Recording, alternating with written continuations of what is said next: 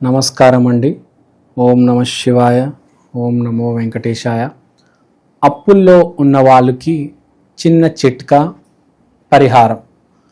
అప్పుల్లో ఉన్న వాళ్ళు మేము ఎప్పుడు అప్పుల్లో ఉంటాము, మేము ఎప్పుడు చూసినా మా డబ్బులన్నీ తరిగిపోతూ ఉంటాయి, ఈఎంఐ కడుతూ ఉంటాము, బంగారం కూడా తాకట్టు పెట్టాము అని చాలామంది బాధపడుతూ ఉంటారు.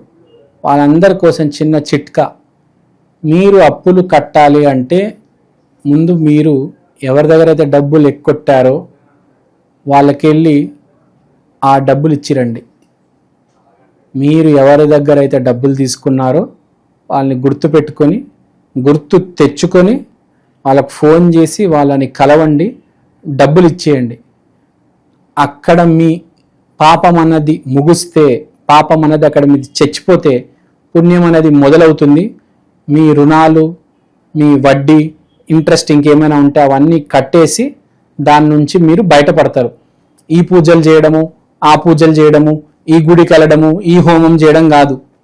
ముందు మనం ఎక్కడ తప్పు చేశామో అది తెలుసుకోవాలి. ఆ తప్పుని సరిదిద్దుతే ఇక్కడ మనకి మంచిదని జరుగుతుంది.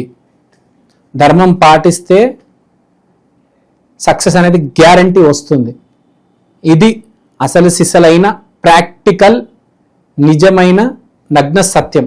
థ్యాంక్ యూ అండి. Thank you so much. శ్రీమాత్రే నమః.